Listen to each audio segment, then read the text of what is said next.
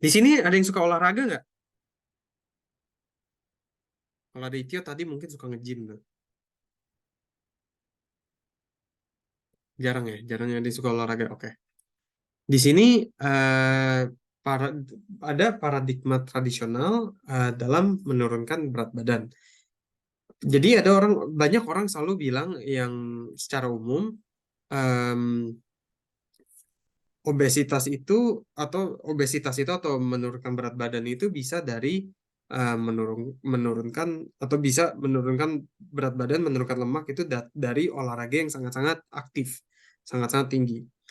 Aku mau bilang dulu ya, obesitas ini adalah suatu kondisi dalam tubuh yang memiliki kelebihan jaringan lemak-lemaknya kebanyakan. Kalau kita mau nambah berat badan, kita harus makan banyak dan jangan olahraga. Belum tentu. Mau menurunkan berat badan, kita makan lebih sedikit dan berolahraga lebih banyak. Banyak orang yang berpikir seperti ini. Setelah kita mengerti tentang insulin dan leptin, apakah masih berpikir seperti ini?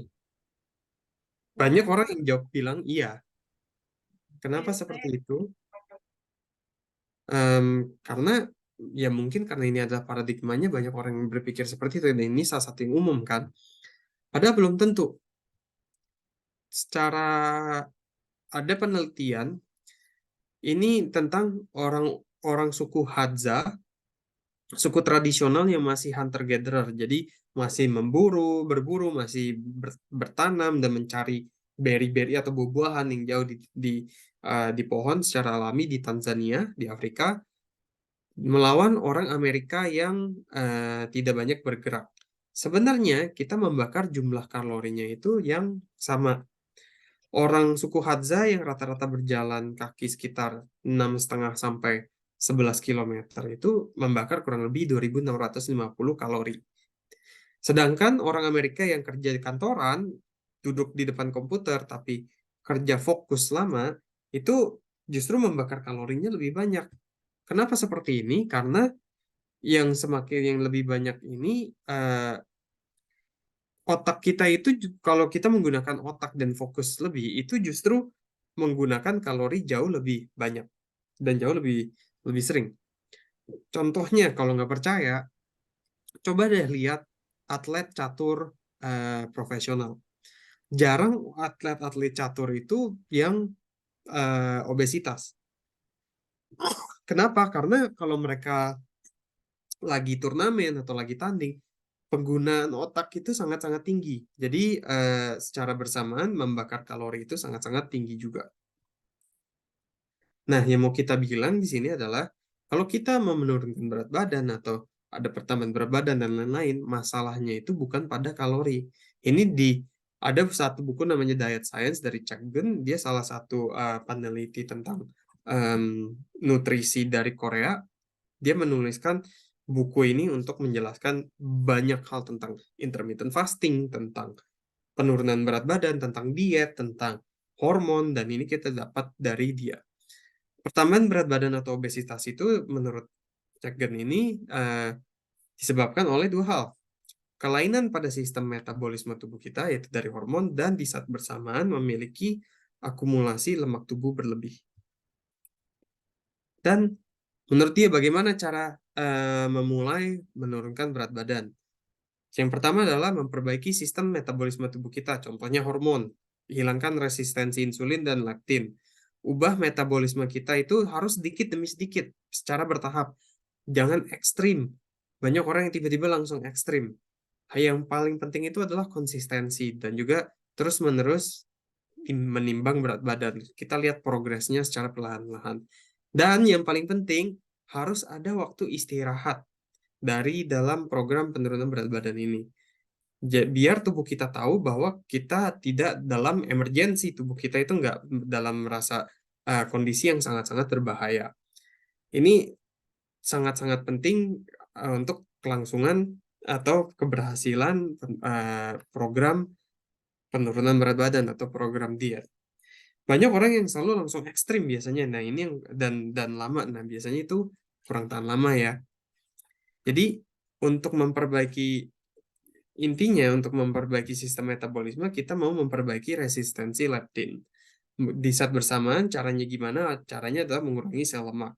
Gimana cara mengurangi sel lemak? Kita harus mengurangi tingkat insulin. Caranya gimana? Dari salah satu yang kita bilang adalah intermittent fasting. Kita bisa melihat intermittent fasting ini salah satu lagi ngetren.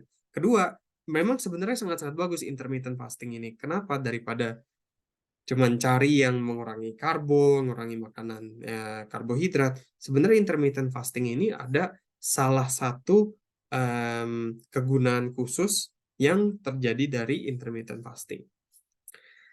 Ada yang pernah dengar di sini intermittent fasting apa? Atau ada yang pernah nyoba?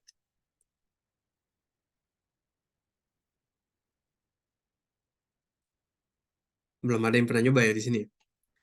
II udah coba Udah nyoba ya? ya. Gimana ya rasanya? Lapar nggak? Awalnya nggak langsung 16 sih. Hmm, dua 14. belas empat Hmm. belas baru 16. Sebenarnya bisa gitu, cuman ya setelah coba nanti nggak lapar sih. Hmm, Udah benar-benar. biasa juga gitu. Ini salah satu yang thank you udah sharing. Ini sebenarnya yang kita bilang sekarang nih untuk the intermittent fasting kita udah ada uh, diskusi lebih lanjut di chapter pertama yang sebelum kita bawain. Nanti kalau yang tertarik kita bisa kirimin YouTube linknya. Nah, intermittent fasting ini untuk refresher aja itu bisa dibagi dua. Dari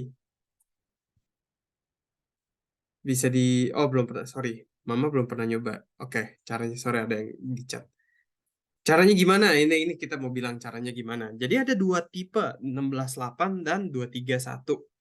Contohnya 16/8 adalah kita puasa 16 jam dan hanya bisa makan 8 jam. Ada waktunya 8 jam. Biasanya orang-orang itu sekitar em, dia misalnya makan pagi/siang itu brunch lah kasarnya jam 10. Jadi dari jam 10 ini dia ada waktu 8 jam untuk bisa makan. Biasanya dari jam 10 berarti jam 6 itu udah harus selesai makan untuk makan malam. Kalau misalnya jam 11 berarti jam 7. Jadi tergantung. Jadi itu ada waktu 8 jam. Sisanya adalah puasa. Kita nggak makan sama sekali. Masih bisa minum air tentunya, tapi nggak makan, nggak snack juga dan harus disiplin. Ada yang 231, jadi misalnya hanya makan sekali aja sehari, bisa jam 3, jam 4, jam 5, terserah, jam 6, jam 12, dan hanya akan makan mungkin sedikit lebih banyak, tapi hanya makan di 1 jam itu aja. Nah, ini tergantung sukanya yang mana. Untuk awal-awal sih orang lebih baik, kayak bilang bisa ambil dari 12 jam misalnya. Makanya dari jam 9 ke jam 9, tapi 3 kali aja gitu. Terus 14 jam lama-lama akan bisa kok. Dan yang mau kita bilang ini, kalau yang baru pertama kali coba deh 24 jam. Sehari aja dulu. Coba sehari intermittent fasting, bisa nggak kalau merasa lapar, 16/8, merasa nggak lapar, lanjut lagi ke 48 jam. Nah, frekuensi ini kalau bisa misalnya 1 atau 3 kali per bulan. Kalau benar-benar niat nih, benar-benar niat untuk 2031, coba 1 sampai 3 kali per bulan. Bisa nggak melanjut intermittent fasting ini? Nah, kenapa kita bilang intermittent fasting itu salah satu yang bagus daripada diet dada ayam, diet lain-lainnya? Karena intermittent fasting ini memiliki fungsi induksi ketosis yang sangat sangat cepat. Jadi ketosis itu apa? Kalau glukosa tidak cukup, lemak yang akan dibakar untuk menjadi energi. Bagus kan? Sama seperti yang sebelumnya. Meningkatkan sensitivitas insulin, mengurangi resistensi insulin seperti kita bilang tadi. Jadi lebih pintar. Pengurangan jaringan lemak, memperpanjang umur karena perubahan ekspresi dari gen tubuh kita, eh, efek pembersihan diri dengan autofagi, nanti kita akan omong lebih lanjut autofagi ini apa. Ada efek antioksidan juga, pengurangan peradangan dari sel-sel tubuh kita, meningkatkan fungsi kognitif dengan meningkatkan BDNF atau Brain Derived Neurotrophic Factor. Intinya kalau otak kita itu bisa menjadi kognitifnya itu akan ditingkatkan karena otak kita sudah terbiasa dengan um, tidak ketergantungan dengan makanan atau energi dan lain-lain. Dan di saat bersamaan juga pengurangan sel kanker dan sel prakanker. Atau Autophagy ini apa? Ini lumayan saintifik, cuman intinya mau aku bilang kalau misalnya kita lagi ada puasa berlangsung selama 24 jam secara minimal, atau kita lagi ada diet keto, nggak banyak karbohidrat contohnya, sel kita kalau rusak itu ada membentuk autofagosom. Dia membentuk salah satu pembentukan di dalam sel. Jadi ini yang rusak nih, misalnya titik-titik biru. Dia akan ada satu busa atau satu jaringan dan akan bergabung dengan halnya namanya lisosom. Begitu ini bergabung, ada penguraian zat di dalam atau lisosom ini, kalau digabung namanya atau lisosom. Intinya adalah mendaur ulang asam amino ini atau daur ulang amino asid. Intinya adalah sel kita kalau rusak, ada kerusakan sedikit, dia akan diuraikan, perusakan ini akan dibetulkan dan secara otomatis akan didaur ulang. Karena ada daur ulang ini, sel kita akan menjadi lebih aktif dan juga akan menjadi lebih kuat dan akan menjadi lebih efisien. Jadi kalau kita makan karbohidrat atau glukosa yang tinggi, ini justru melemahkan efek dari autophagy ini dari intermittent fasting. Dengan berkurangnya sel lemak dan ada autophagy ini, otomatis leptin kita juga akan bertambah, akan berkurang, dan juga resistensi leptin kita akan berkurang. Intinya itu. Bisa juga dengan diet keto. Ini apalagi digabung dengan intermittent fasting itu sebenarnya sangat-sangat bagus. Ini yang salah satu kita sarankan. Banyak orang ini mitos-mitos atau mitos-mitos umum tentang penurunan berat badan. Makan secukupnya dan banyak olahraga udah cukup. Betul akan menjadi lebih sehat, tapi kita bilang tidak akan turun berat badan lebih banyak. Kalau mau mengembalikan sistem metabolisme menjadi normal, berat badan kita akan turun secara alami. Jadi tubuh kita kalau sehat, otomatis kita akan turun kok berat badannya. Eh, ini bukan berarti kita bilang olahraga jelek ya. Olahraga dibutuhkan, tapi bukan untuk menurunkan berat badan. Tapi olahraga itu harus dilakukan agar tubuh kita menjadi sehat.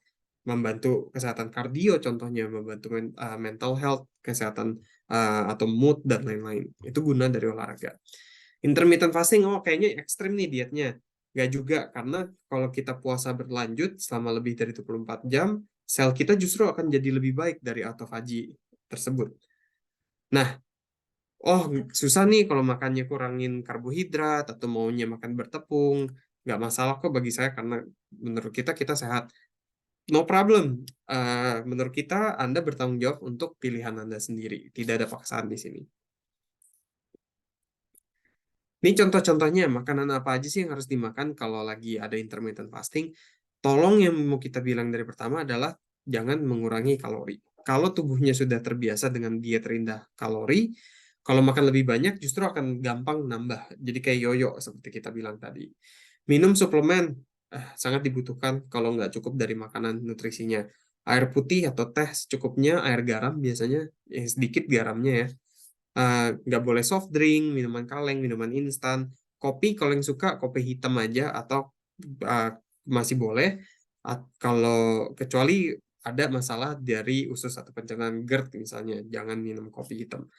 Kaldu tulang, sup tulang bagus, protein yang tinggi, rumput laut, daging tim, sup ayam, ikan tim. Tim itu justru lebih bagus kita bilang daripada rebusan. Ada yang tahu nggak kenapa di sini? Kalau di steam itu lebih bagus atau di tim? Kurang tahu ya. Zat-zatnya nggak larut, Betul. nggak terbuang. Betul, zat-zatnya nggak larut. Kalau kita rebus, biasanya di sup, zatnya atau nutrisinya di airnya, di supnya. Kalau kita tim, biasanya masih ada di dagingnya sendiri. Jangan makan bertepung, alpukat bagus, sup ikan bagus, jamur, tahu, sayuran bagus, tapi lebih baik dikukus atau di tim. Dan juga kita bilang hati-hati dengan minyak yang digunakan. Nah, tapi apakah makan aja cukup? Belum tentu, karena nutrisi zaman sekarang itu berbeda sekali dengan nutrisi zaman dulu. Contohnya apel, kalsium 500 miligram, apel memiliki satu buah apel memiliki kalsium secara 500 miligram. Ada pertanyaan, nanti kita jawab terakhir ya pertanyaannya setelah slide-nya. Kalau habis nge-gym boleh intermittent, oke. Eh, di tahun 1992, 26 apel itu ada, dengan memiliki kalsium yang sama 500 miligram, kita harus makan 26 buah apel. Sama dengan bayam, jauh lebih banyak dari 1, setelah 40 tahun kita butuh 19. Persik pun sama, dari vitamin A, jeruk pun sama. Dari tahun 52, 53 ke 1992, 1993. Jadi kita lihat di sini nutrisi makanan ini juga menurun. Makanya kita bilang, kenapa seperti ini? Karena nutrisi di dalam makanan itu, nutrisi tanahnya sudah terkuras. Ada pertanian komersial, yaitu kita ambil makanannya setelah atau sebelum matang, masih hijau, masih banyak polusi, dan juga karena itu ada turunnya kekebalan tubuh. Makanya mau kita bilang, boleh dicoba pakai suplemen. Ini plan kita yang biasanya kita gunakan kalau intermittent fasting. Dan seperti kita bilang di awal, kita partneran dengan satu company namanya Manatech. Ini biasanya produk-produk yang suplemen-suplemen yang kita sarankan atau kita share biasanya agar memiliki nutrisi yang cukup, nggak hanya berdasarkan atau ketergantungan dari makanan. Contohnya nih, jam 8 pagi kita biasanya hanya ambil air dengan multivitamin untuk liver, multivitamin dalam bubuk, dan juga antioksidan. Jam 12 berarti ini udah mulai kan nih, jam 12 makanan pertama kita dari 8 jam. Jadi ini masih makan yang bentuknya cair, masih mudah dicerna. Makan normalnya ini baru jam 6. Jadi ini sebenarnya bisa dibilang antara 16.8 sampai 23.1, dan ini kita ngambil hanya sekitar 6-7 jam. Di saat terakhir juga masih minum air. Nah, kalau kita lihat di sini, konsumsi air kita itu masih setara dengan air tambahan kalau kita lagi intermittent fasting dengan ada vitamin mineral dan juga antioksidan. Nah, untuk shake yang kita makan di makan siang ini kita gunakan itu justru Ya, bye. kayak kayak akan nutrisi, Iya, dari pagi. kayak akan vitamin dan mineral, dan juga protein yang dibutuhkan tubuh sehari-hari. Nah, ini yang pola makan kita dan yang kita coba. Ada penjelasan lebih lanjut. TruPure ini adalah dari 100% bahan alami, dia multivitamin untuk hati agar membantu pembersihan dan pengurangan racun. Yang seperti kita bilang tadi, kalau ada resistensi insulin, hubungannya nanti bisa meningkatkan lemak dan berbahaya untuk liver kita kan. Dan ini juga membantu dari antioksidan. Bahan-bahannya itu dari jeruk, lemon, milk thistle atau silimarin, yaitu antioksidan yang kuat. Kunyit, orang Indonesia suka makan kunyit, apalagi di soto, membantu produksi empedu yang menurunkan kolesterol, berry-berryan, raspberry untuk oksigen, jeruk lemon, dan tentunya glycans dari aloe vera, lidah buaya.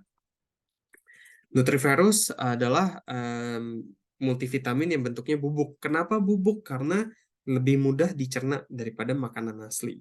Dia melindungi organ dari radikal bebas, membantu banyak multivitamin dan mineral dari fitosterol, serat, dan semuanya dari tanaman asli. Membantu membakar sel lemak, meningkatkan kesehatan dan vitalitas tubuh, antioksidan, kulit, otak, organ, dan lain-lain, dari payudara, dari kardiovaskular, dan juga dari tingkat energi yang dibutuhkan, apalagi lagi intermittent fasting. Superfood adalah bubuk dari buah-buahan dan sayur-sayuran, ekstraknya dari sirsak dan juga dari stroberi, kaya akan betain, dan juga membantu energi, membantu pemulihan tubuh, meningkatkan kortisol, melawan radikal bebas dari vitamin C. Osolin biasanya protein, ini whey protein yang sangat-sangat khusus, sudah dihilangkan dari susu, jadi bahkan orang yang laktos intoleran pun nggak masalah, membantu jaringan tubuh, menurunkan tekanan darah, memicu hormon CCK, yaitu salah satu hormon leptin, mengontrol nafsu makan, dan juga mengontrol dari tiroid. Resepnya ada beberapa resep, kalau ada yang tertarik kabarin kita bisa sharing dari protein ini dengan hal-hal lainnya. Dan yang terakhir adalah TruPrenish.